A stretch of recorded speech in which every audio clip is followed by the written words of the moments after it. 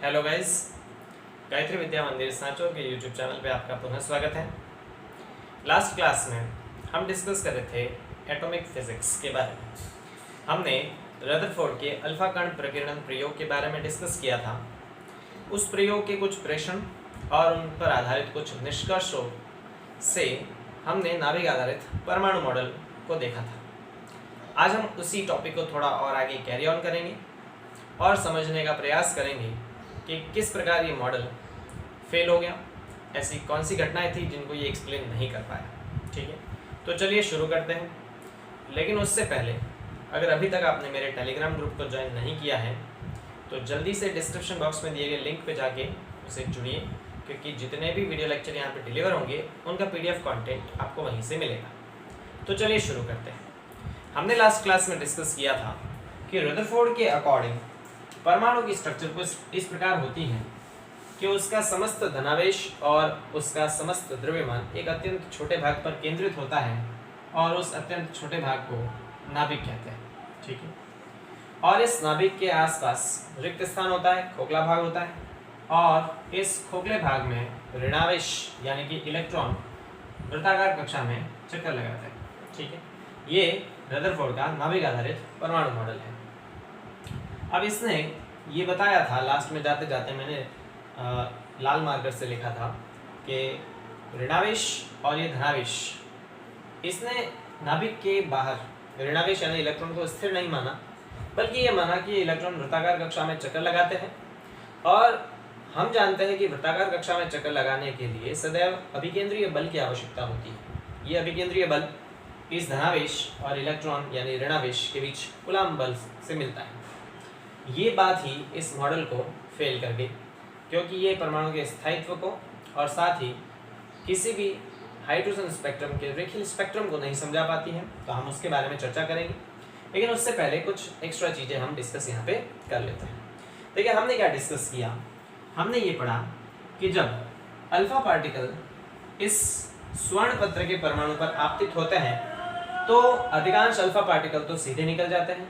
वो alpha particle सीधे निकल जाते हैं जिनकी नाभिक से जो दूरी है वो ज़्यादा होती है, यानी जिन अल्फा पार्टिकल की डिस्टेंस ज़्यादा होती है उनमें जो विचलन का एंगल होता है वो न के बराबर होता है। जैसे जैसे अल्फा पार्टिकल इस नाभिक के पास आता जाएगा, देखिए जैसे जैसे अल्फा पार्टिकल इस नाभिक के पास आएगा वैसे वैसे इसमें विचलन बढ़ता जाएगा, और ज़्यादा पास आएगा तो विचलन और ज़्यादा होगा। मतलब जैसे जैसे दूरी घटती जाएगी वैसे वैसे विचलन का मान क्या होता जाएगा, बढ़ता जाएगा। और अगर बिल्कुल इसकी सीध में कोई अल्फा पार्टिकल आएगा तो वो एग्जैक्टली उसकी ऑपोजिट डायरेक्शन में मूव कर जाएगा 180 डिग्री। तो हम यदि इस विचलन कोण और नाभिक से अल्फा पार्टिकल की डिस्टेंस के बीच में रिलेशन देखें तो हमें सीधे तौर पे ये पता चलता है कि जो डिस्टेंस और एंगल के बीच इनवर्स का रिलेशन है। मतलब जैसे जैसे एंगल बढ़ेगा, या फिर हम ये कह सकते हैं कि एंगल और डिस्टेंस का इनवर्स रिलेशन है, जैसे जैसे डिस्टेंस बढ़ेगी वैसे वैसे तो एंगल घटेगा, और जैसे जैसे नाभिक से इसकी दूरी घटेगी वैसे वैसे विचलन कोण का मान क्या होगा, बढ़ेगा।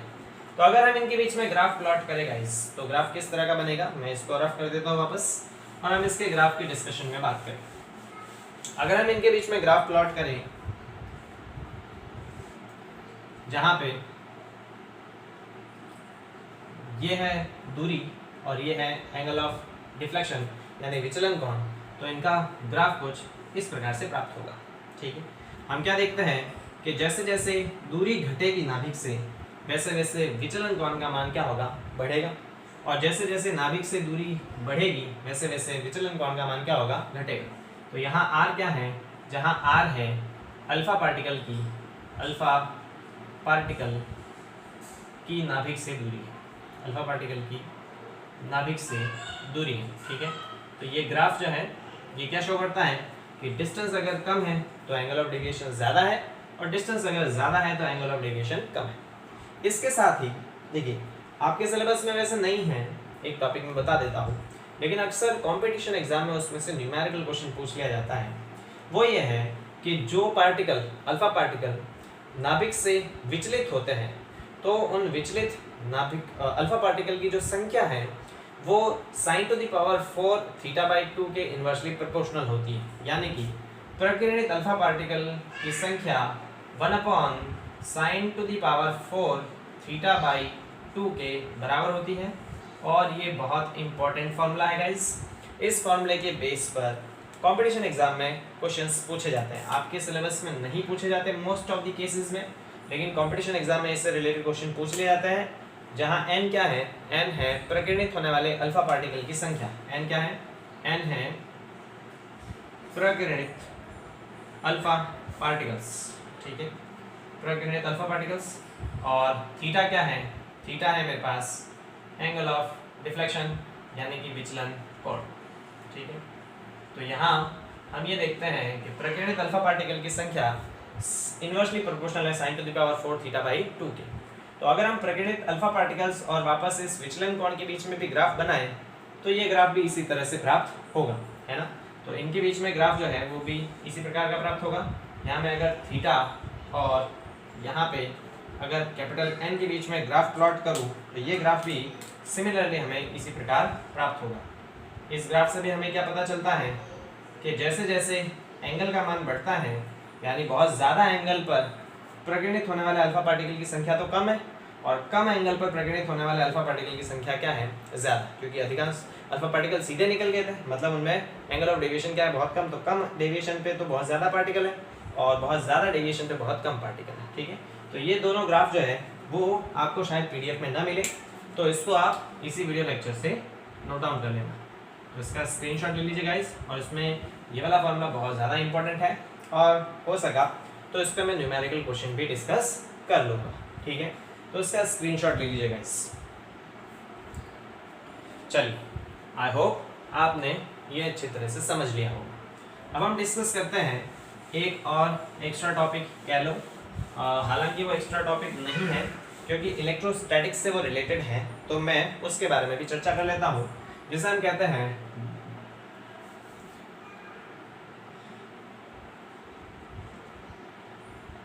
Closest approach, distance of minimum approach कह दो इसे, डिस्टेंस ऑफ मिनिमम अप्रोच, ठीक है, distance of minimum approach from nucleus, नाभिक से कम दूरी, नाभिक से कम दूरी। देखिए, ये नाभिक से कम दूरी कह लो, या इस टॉपिक को अगर मैं नाभिक की साइज कहूँ तो भी सही बात है। It is basically the size of nucleus, है ना, नाभिक का आकार। रदरफोर्ड ने अपने अल्फा पार्टिकल एक्सपेरिमेंट में नाभिक के आकार को भी काफ़ी हद तक बता दिया था कि नाभिक जो है वो साइज में कितना होता है। तो हम बात कर रहे हैं नाभिक के आकार की। पहले इसको समझ लेते हैं कि ये क्या फंडा है, उसके बाद हम इसको डिस्कस करते हैं, ठीक है। तो हालांकि इसमें इलेक्ट्रोस्टैटिक चैप्टर जो नंबर 3 है पोटेंशियल वाला, उसका एक कॉन्सेप्ट एसोसिएटेड है। तो पहले मैं उस कॉन्सेप्ट की बात कर लेता हूँ। समझिए कॉन्सेप्ट क्या है। कॉन्सेप्ट है विद्युत स्थितिज ऊर्जा का। ये इस चैप्टर का टॉपिक नहीं है, ये तो इसी चैप्टर का टॉपिक है। अभी मैं जो बताने जा रहा हूँ वो थोड़ा एक्स्ट्रा है, उसको समझिए। हालांकि आप अगर इलेक्ट्रोस्टैटिक्स पढ़ रहे हो, जो पढ़ ही रहे होंगे, सर पढ़ा रहे हैं, तो उसमें विद्युत स्थितिज ऊर्जा जो है उसके बारे में सर बता रहे हैं। मैं आपको थोड़ा एक बार रिव्यू करा देता हूँ उसका, और उसके बाद हम इस टॉपिक पे डिस्कस करते हैं। तो बात करते हैं हम विद्युत स्थितिज ऊर्जा की। विद्युत स्थितिज ऊर्जा बेसिकली क्या होती है, ठीक है। उसके बाद हम इस टॉपिक पे आते हैं। हम बात करते हैं विद्युत स्थितिज ऊर्जा की। विद्युत स्थितिज ऊर्जा, देखिए, विद्युत स्थितिज ऊर्जा बेसिकली क्या होती है। हम ये जानते हैं कि किसी भी पार्टिकल को किसी एक जगह से दूसरी जगह अगर हमें ले जाना है तो फिजिक्स के अकॉर्डिंग हमें उसमें काम करना पड़ेगा, है ना। We have to do work. अब फिजिक्स ये कहती है कि किया गया कार्य कभी नष्ट नहीं होता, बल्कि ऊर्जा के रूप में संचित हो जाता है। तो विद्युत स्थितिज ऊर्जा भी बेसिकली किया गया कार्य ही होता है। अब ये कार्य कैसे, किसी आवेश की अगर अपन बात करें, किसी बिंदु आवेश की बात करें, ठीक है, मान लेते हैं हमारे पास कोई बिंदु आवेश है Q। इस आवेश के चारों ओर एक ऐसा क्षेत्र होता है जिसमें अगर कोई दूसरा आवेश उपस्थित हो तो उस आवेश पर बल लगेगा, या तो आकर्षण का लगेगा या प्रतिकर्षण का लगेगा, है ना। यदि ये आवेश प्लस है और इसके चारों ओर कोई दूसरा आवेश भी प्लस हो तो इन दोनों पर एक दूसरे के कारण प्रतिकर्षण लगेगा, और दूसरा आवेश अगर नेगेटिव हो तो ये एक दूसरे को आकर्षित करेंगे। कुल मिला के आवेश के चारों ओर ऐसा क्षेत्र होता है जिसमें कोई दूसरा आवेश उपस्थित हो तो उस पर बल लगता है। ठीक है, अब होता क्या है कि अगर किसी आवेश के पास किसी दूसरे आवेश को लाया जाए तो हमें इस आवेश के विद्युत क्षेत्र के विरुद्ध कार्य करना पड़ता है और वो किया गया कार्य ऊर्जा के रूप में संचित हो जाता है। उसी ऊर्जा को हम कहते हैं विद्युत स्थितिज ऊर्जा। मेरी बात समझिएगा, अगर किसी आवेश के चारों ओर जो उपस्थित विद्युत क्षेत्र में किसी दूसरे आवेश को लाया जाए तो हमेशा हमें उस आवेश के विद्युत क्षेत्र के विरुद्ध कार्य करना पड़ता है और ये किया गया कार्य ही विद्युत स्थितिज ऊर्जा के रूप में संचित हो जाता है। तो समझिए, अगर मेरे पास कोई आवेश रखा है Q1, ठीक है, और इस Q1 के कारण मुझे r दूरी पर किसी दूसरे आवेश को लाना है Q2 को। ठीक है, इस दूसरे आवेश को अपन यहाँ लाते हैं। एक आवेश है Q1 और इस Q1 आवेश से r दूरी पर किसी दूसरे आवेश Q2 को मुझे लाना है। तो इस Q2 आवेश को यहाँ लाने पर मुझे इस आवेश के विद्युत क्षेत्र के विरुद्ध कार्य करना पड़ेगा और वो किया गया कार्य विद्युत स्थितिज ऊर्जा के रूप में संचित हो जाता है। तो वो विद्युत स्थितिज ऊर्जा किस प्रकार से दी जाती है मैं आपको थोड़ा बता देता हूँ। समझिए, ये होता है, समझिए, जो विभव होता है वो होता है इकाई आवेश पर किया गया कार्य। ठीक है, इकाई आवेश पर किया गया कार्य होता है विद्युत विभव। मैं ये इससे पहले भी आपको बता चुका हूँ। तो यहाँ से अगर हम किया गया कार्य निकालें तो कार्य W = क्या आ जाएगा, विभव इंटू आवेश। ठीक है, तो हम क्या जानते हैं कि इस आवेश Q2 को अगर मुझे यहाँ लाना है तो इस आवेश के विद्युत क्षेत्र के विरुद्ध कार्य करना पड़ेगा। और किया गया कार्य कैसे दिया जाता है, किया गया कार्य दिया जाता है इस विभव इंटू आवेश के गुणनफल से। तो यहाँ पर किया गया कार्य जो है वो क्या आ जाएगा, विभव, और किस आवेश पर ये कार्य किया जा रहा है, ये Q2 पर किया जा रहा है। तो यहाँ पे अपन क्या लिख लेंगे, Q2। ठीक है, अब ये V क्या है, ये V है इस Q1 के कारण विद्युत विभव, और बिंदु आवेश के कारण विद्युत विभव जो है, बिंदु आवेश के कारण r दूरी पर विद्युत विभव का जो मान होता है वो होता है KQ/R। ठीक है, Q आवेश के कारण r दूरी पर विद्युत विभव का मान होता है KQ/R। मैं इसका डेरिवेशन यहाँ पे नहीं बताऊंगा, इलेक्ट्रोस्टैटिक में आप पढ़ चुके हो। तो यहाँ V का मान मेरे पास आता है KQ/R बिंदु आवेश के कारण। ये किस आवेश के कारण अपन विद्युत विभव की बात कर रहे हैं, Q1 के कारण। तो यहाँ पे ये Q1 के कारण कितना आ जाएगा, KQ1/R। तो यहाँ पे आ जाएगा W = V की जगह आ जाएगा KQ1/R और यहाँ पे क्या आ जाएगा, Q। मतलब कि हमें अगर किसी आवेश Q1 से r दूरी पर किसी आवेश Q2 को लाना है तो हमें कितना कार्य करना पड़ेगा, हमें करना पड़ेगा KQ1Q2/R। ये किया गया कार्य ही विद्युत स्थितिज ऊर्जा के रूप में संचित हो जाता है। तो विद्युत स्थितिज ऊर्जा U बराबर आ जाएगी KQ1Q2/R, और जहाँ K का मान आपको पता है, K का मान होता है 1/4πε0। ये K का मान होता है। ठीक है, चलिए, तो सरल शब्दों में बात यह है कि अगर हमारे पास दो आवेश हो, कितना आवेश हो, दो, तो दो आवेशों के किसी निकाय की जो विद्युत स्थितिज ऊर्जा होती है वो इस फॉर्मूले से दी जाती है, जो होती है KQ1Q2/R। ठीक है, तो मैं इस पूरे को भी क्या कर देता हूँ, रफ कर देता हूँ। ये एक्स्ट्रा काम है, आप इलेक्ट्रोस्टैटिक में ये पढ़ चुके हैं, मैंने हल्का फुल्का यहाँ पे आपको रिवीजन करवा दिया। ठीक है, चलिए इसको मैं रफ कर देता हूँ और हम वापस बात कर लेते हैं। कुल मिला के बात यह है कि अगर हमारे पास दो आवेश हो, एक है Q1 और उससे r दूरी पर दूसरा आवेश है Q2, अगर ये दोनों आवेश किसी निकाय में उपस्थित हो तो इस निकाय की विद्युत स्थितिज ऊर्जा जो होगी वो आएगी KQ1Q2/R। अच्छा, यहाँ पे मैंने प्लस लिया है, ये प्लस होता नहीं, माइनस होता है। अगर आवेश एक प्लस एक माइनस है तो माइनस होगा, दोनों आवेश प्लस है तो प्लस होगा। अगर हम केवल मैग्नीट्यूड की बात करें यहाँ पे, केवल और केवल इसके परिमाण की बात करें तो दो आवेश अगर r दूरी पर उपस्थित हो तो इन दोनों आवेशों के निकाय की विद्युत स्थितिज ऊर्जा होती है KQ1Q2/R। और जहाँ मैं आपको बता चुका K का मान होता है 1/4πε0। इसका मान भी आपको पता है 9 × 10⁹ होते हैं। ठीक है, और उसके साथ जो भी यूनिट है। तो हम अपने टॉपिक पे आते हैं। हमारा टॉपिक क्या है, हमारा टॉपिक है कि नाभिक से कम दूरी कितनी होगी, यानी नाभिक का आकार क्या होगा। ठीक है, तो चलिए मान लेते हैं ये मेरे पास स्वर्ण पत्र के परमाणु की बात करते हैं जिसमें इसका नाभिक है। ठीक है, ये नाभिक है। अब नाभिक को हम किस से रिप्रेजेंट करते हैं, नाभिक को हम रिप्रेजेंट करते हैं ZXA से। नाभिक को रिप्रेजेंट करते हैं किससे, जेड एक्स ए से। जेड क्या होता है, इसका परमाणु क्रमांक यानी प्रोटॉन्स की संख्या, ठीक है। तो मान लेते हैं कि ये जो स्वर्ण पत्र है इसके नाभिक का परमाणु क्रमांक जेड है, कितना है, जेड। तो यानी इसमें प्रोटॉन्स की संख्या कितनी होगी, जेड होगी। अब एक प्रोटॉन पे कितना आवेश होता है, एक प्रोटॉन पर ई के बराबर आवेश होता है, यानी इलेक्ट्रॉन के बराबर आवेश होता है।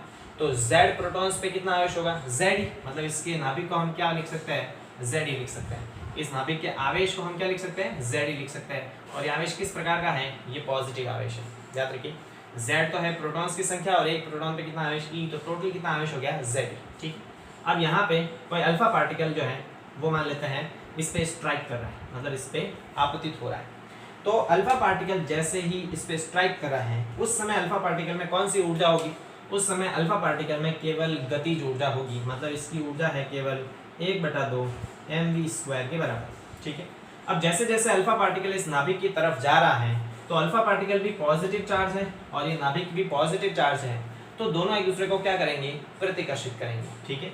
अब समझिए, जैसे जैसे अल्फा पार्टिकल इसके पास जाएगा वैसे वैसे इसकी ये जो गतिज ऊर्जा है वो धीरे धीरे क्या होगी, घटेगी।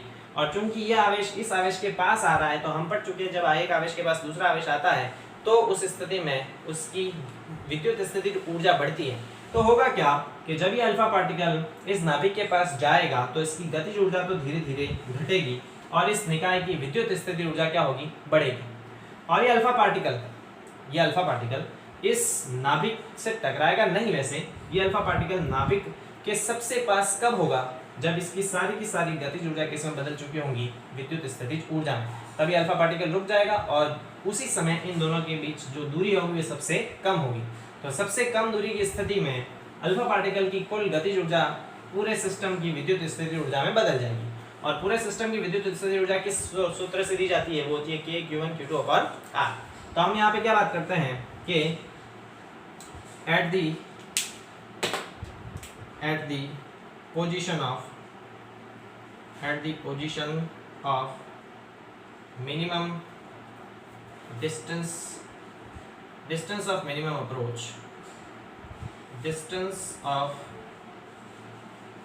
approach, या क्लोज अप्रोच, जब ये सबसे पास होगा उस स्थिति में इस अल्फा पार्टिकल की काइनेटिक एनर्जी जो है वो पूरी तरह से किस में बदल जाएगी, वो पूरी तरह से इसकी इलेक्ट्रिक पोटेंशियल एनर्जी में बदल जाएगी। यानी कुल गतिज ऊर्जा जो है वो पूरी की पूरी किस में बदल जाएगी, विद्युत स्थितिज ऊर्जा में बदल जाएगी, ठीक है गाइस।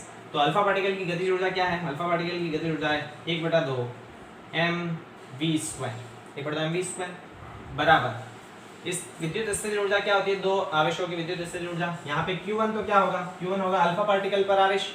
अल्फा पार्टिकल मैंने बताया था हीलियम का नाभिक होता है, किसका नाभिक होता है, अल्फा पार्टिकल जो है वो होता है हीलियम का नाभिक 2He4, मतलब उसमें 2 प्रोटॉन के बराबर आवेश होता है। तो 2 प्रोटॉन के बराबर आवेश को किस तरह से लिखेंगे, 2e लिखेंगे, मतलब इस पे आवेश कितना है, 2e। तो Q1 की जगह तो मेरे पास कितना आवेश है, 2e, और Q2 की जगह मेरे पास कितना आवेश है, Ze, ठीक है। तो विद्युत स्थितिज ऊर्जा क्या होती है, K Q1 Q1 की जगह कितना दिख रहा है, 2e, तो यहाँ पे क्या लिखेंगे, 2e। Q2 की जगह कितना दिख रहा है, Ze, तो यहाँ क्या लिखेंगे, Ze, और अपॉन क्या आ जाएगा, R। क्लियर है। यहाँ से हमें क्या दूरी निकालनी है, यहाँ से R निकालनी, कम से कम दूरी। जब ये अल्फा पार्टिकल इसके पास होगा वो कम से कम दूरी, मान लेते हैं कि अल्फा पार्टिकल यहाँ आके रुक गया तो यहाँ से लेके यहाँ तक की जो मिनिमम डिस्टेंस होगी वही तो R होगी, है ना। तो ये R अपन को निकालने, तो R को इधर ले आता है, इस पूरे को उधर भेज देते हैं। तो इस स्थिति में मेरे पास क्या आ जाएगा, R बराबर यह आ जाएगा K Z × 2, तो यहाँ मैं 2 आगे लिख देता हूँ, यह आ जाएगा 2 K Z E × E, यह आ जाएगा E का स्क्वायर, और अपॉन ये पूरा इसके नीचे आएगा तो 1/2 mv², ठीक है। ये 2 क्या जाएगा, ऊपर जाएगा। इस स्थिति में यहाँ से मेरे पास R की वैल्यू आ जाएगी 4K ZE² और अपॉन mv², ठीक है। हमने अभी पढ़ा K का मान होता है 1/4 पाई एप्सिलॉन, पुट कर देते हैं तो R बराबर आ जाएगा 4, इसकी जगह आ जाएगा 1/4 पाई एप्सिलॉन ZE² और अपॉन mv²। 4 से 4 कैंसिल, ऊपर नीचे हो जाएगा, तो ये फाइनल आएगा मेरे पास ZE² और अपॉन में ये क्या आ जाएगा m pi epsilon not. m pi epsilon not v square. तो ये जो वैल्यू आएगी वो आएगी मिनिमम अप्रोच की वैल्यू, ठीक है। यानी कि ये जो डिस्टेंस r है वो क्या शो करती है, वो शो करती है इस नाभिक से अल्फा पार्टिकल की कम से कम दूरी को। और कॉन्सेप्ट ये कहता है कि अल्फा पार्टिकल जैसे जैसे इसके पास जाएगा वैसे वैसे इसकी गतिज ऊर्जा किसमें बदल दी जाएगी, विद्युत स्थितिज ऊर्जा। तो ये हमने किसकी बात कर ली, ये हमने बात करी डिस्टेंस ऑफ मिनिमम अप्रोच या साइज ऑफ न्यूक्लियस की, जिसमें r की वैल्यू होती है ज़ेरी square upon m by epsilon not v square. इस कॉन्सेप्ट के आधार पर भी हम कुछ न्यूमेरिकल क्वेश्चन डिस्कस करेंगे। तो इसका स्क्रीनशॉट ले लीजिए, आपको शायद ये भी आपके फेयर काम में ना मिले या नोट्स में ना मिले तो इसको आप फेयर काम में कर लीजिएगा, ठीक है। चलिए तो इसको अपन रफ कर देते हैं गाइस। ये पूरा जो टॉपिक है ये एक्स्ट्रा है, आपके सिलेबस में ये नहीं दे रखा है, आपको यहीं से इसका स्क्रीनशॉट लेके लिखना है। चलिए इसको रफ कर देते हैं। इसके रिगार्डिंग किसी को कुछ डाउट रह जाता है तो मुझे पूछ लीजिएगा। हाँ सर, अगर कोई ये पूछ ले कि सर हमें तो ये वाला मामला समझ में नहीं आया, तो ये इलेक्ट्रोस्टैटिक का पार्ट है, चैप्टर नंबर 3 में है, सर पढ़ा रहे हैं, एक बार देख लीजिएगा उसको अच्छे से और समझ लीजिएगा।